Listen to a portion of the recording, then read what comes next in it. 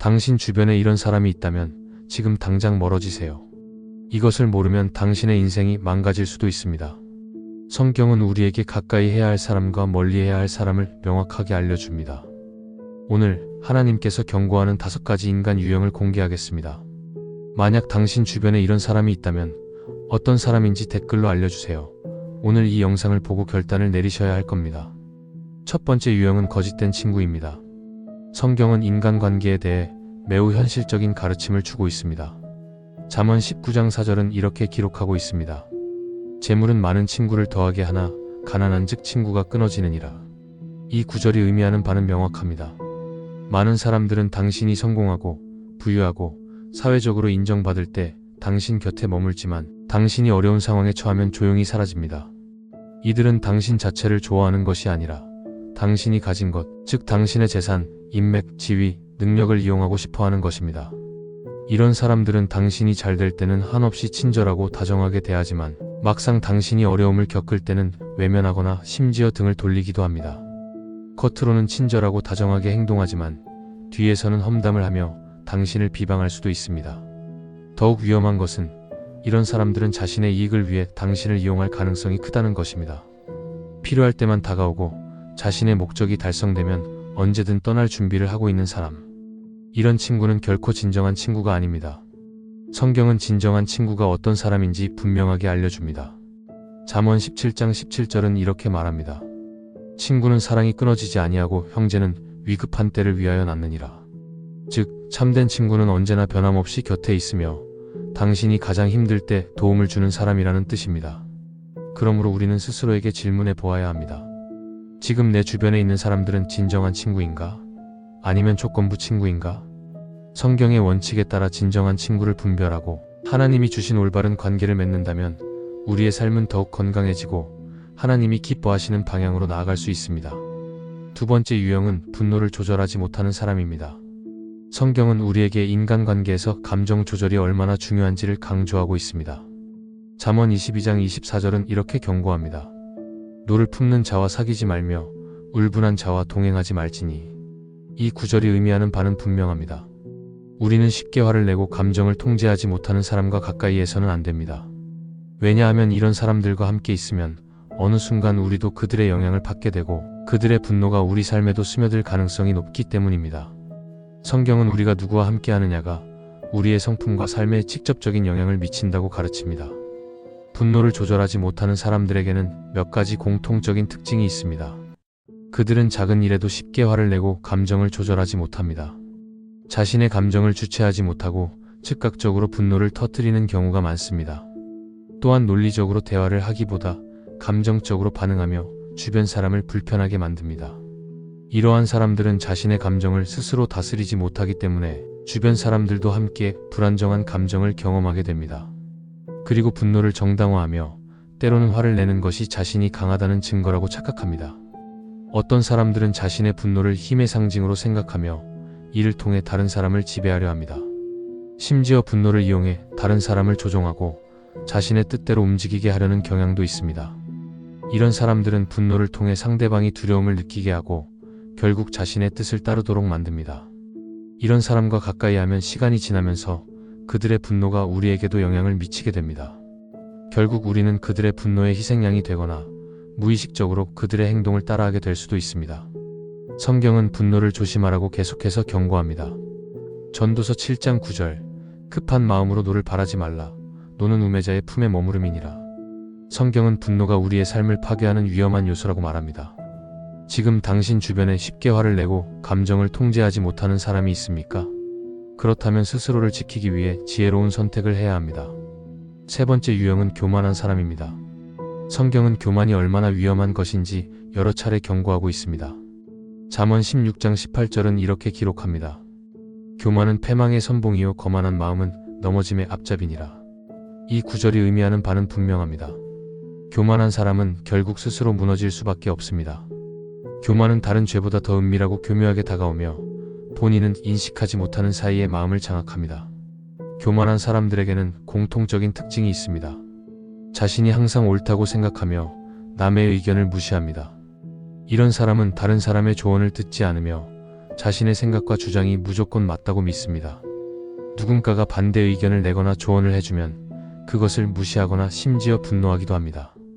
또한 실패를 인정하지 않고 자신의 실수를 남 탓하는 경향이 있습니다. 자신이 잘못한 일이 있어도 절대 그것을 인정하지 않으며 주변 환경이나 다른 사람에게 책임을 돌립니다. 이런 태도는 인간관계를 악화시키고 주변 사람들에게 상처를 줍니다. 그리고 자신의 모든 성과가 오로지 자신의 능력으로 이루어졌다고 생각합니다. 자신의 능력과 업적을 자랑하며 모든 것이 자신의 힘으로 이루어졌다고 생각합니다. 이런 사람들은 종종 겉으로는 신앙을 가진 것처럼 보이지만 실제로는 하나님보다 자신의 계획을 더 중요하게 여깁니다. 이런 교만한 사람들과 가까이 하면 어떤 일이 벌어질까요?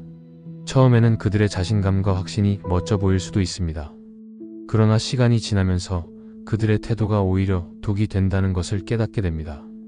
교만한 사람과 가까이 하면 우리도 점점 그들의 영향을 받아 교만해질 가능성이 높습니다. 야고보서 4장 6절. 그러나 더욱 큰 은혜를 주시나니 그러므로 일렀으되 하나님이 교만한 자를 물리치시고 겸손한 자에게 은혜를 주신다 하였느니라. 성경은 분명하게 말합니다. 교만한 자는 하나님께서 직접 대적하시지만 겸손한 자에게는 은혜를 베푸십니다. 이는 단순한 윤리적인 교훈이 아니라 우리가 살아가면서 반드시 기억해야 할 중요한 원칙입니다. 네 번째 유형은 거짓말하는 사람입니다. 성경은 거짓말이 단순한 잘못된 말이 아니라 하나님께서 미워하시는 죄라고 분명하게 말씀하고 있습니다. 잠언 6장 16절은 이렇게 기록하고 있습니다.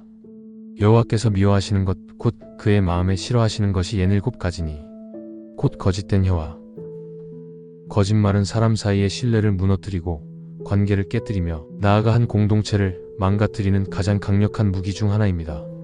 처음에는 작은 거짓말처럼 보일 수 있지만 거짓이 반복될수록 그 거짓을 감추기 위해 더 많은 거짓말이 필요하게 됩니다. 결국 거짓말하는 사람은 신뢰를 잃고 자신이 만든 거짓에 덫에 갇히게 됩니다. 거짓말하는 사람들의 특징은 세 가지 명확합니다. 거짓말이 습관이 되어 있습니다. 이런 사람들은 거짓을 일삼으며 정직한 삶을 살아가는 것보다 순간의 이익을 위해 거짓을 선택합니다. 처음에는 작은 거짓말로 시작했지만 점점 더 큰 거짓말을 하게 되고 그것이 습관처럼 굳어집니다. 사실을 왜곡하고 남을 속입니다. 자신의 목적을 이루기 위해 진실을 왜곡하고 사람들을 속이려 합니다. 때로는 거짓된 정보를 흘려 타인을 조종하려 하거나 사실을 일부러 숨기는 방식으로 진실을 왜곡하기도 합니다. 자신의 이익을 위해 거짓을 말하며 결국 주변을 망가뜨립니다. 이들은 단순히 자기 자신을 보호하기 위해 거짓을 말하는 것이 아니라 자신의 이익을 위해 다른 사람을 이용하고 조종하는 경우가 많습니다. 결국 이러한 거짓말로 인해 주변 사람들이 상처를 입고 심각한 갈등이 발생하게 됩니다. 그렇다면 거짓말하는 사람과 가까이 하면 어떤 일이 벌어질까요? 처음에는 그들의 거짓말이 단순한 실수처럼 보일 수도 있고 때로는 그들의 말을 믿고 싶을 수도 있습니다.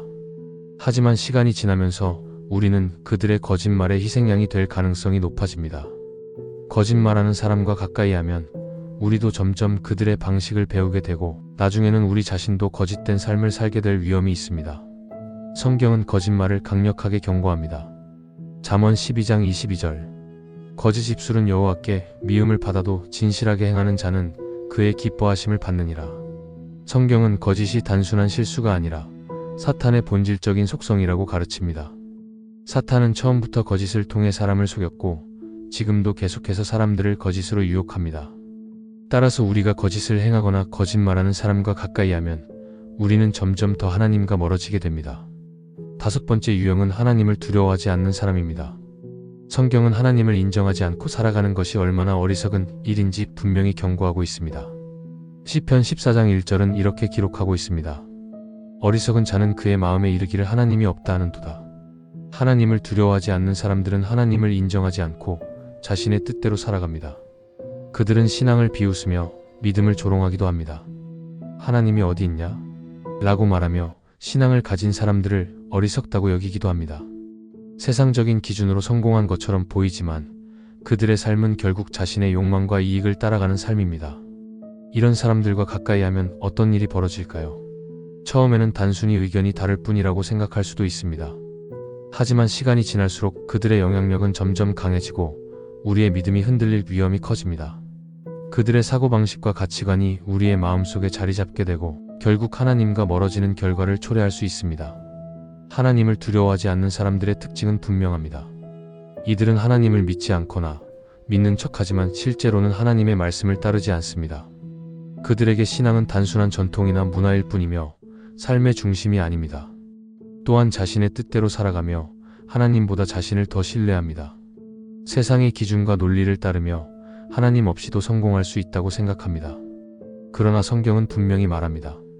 너는 마음을 다하여 여호와를 신뢰하고 내 명철을 의지하지 말라. 하나님을 두려워하지 않는 사람들과 가까이 하면 우리의 믿음이 서서히 약해질 수 있습니다. 그들은 신앙을 가진 사람들을 조롱하거나 성경의 가르침을 비웃으며 하나님을 따르는 삶이 비효율적이고 불필요하다고 말할 수도 있습니다. 하지만 성경은 하나님을 경외하는 것이 지혜라고 명확하게 가르칩니다. 잠언 9장 10절 여호와를 경외하는 것이 지혜의 근본이요 거룩하신 이를 아는 것이 명철이니라. 하나님을 두려워하지 않는 사람들과 가까이 하면 우리의 믿음이 약해질 수밖에 없습니다. 그들은 우리를 점점 세상의 방식으로 끌어들이려 할 것이고 하나님 없이도 잘 살 수 있다고 속삭일 것입니다. 우리는 하나님을 사랑하고 경외하는 사람들과 함께할 때 더 큰 축복을 받을 수 있습니다. 지금 여러분 주변에 이런 사람이 있습니까? 거짓된 친구, 분노를 조절하지 못하는 사람, 교만한 사람, 거짓말하는 사람, 하나님을 두려워하지 않는 사람. 이런 사람들과 가까이 하면 우리의 삶도 영향을 받습니다. 성경은 우리가 누구와 함께하느냐가 우리의 미래를 결정한다고 말합니다. 오늘 여러분이 해야 할 일은 단순합니다. 여러분의 인간관계를 점검하고 하나님의 말씀을 따라 살아가세요. 이 영상이 도움이 되었다면 좋아요와 구독을 눌러주시고 영상에 대한 여러분의 생각을 댓글로 남겨주세요.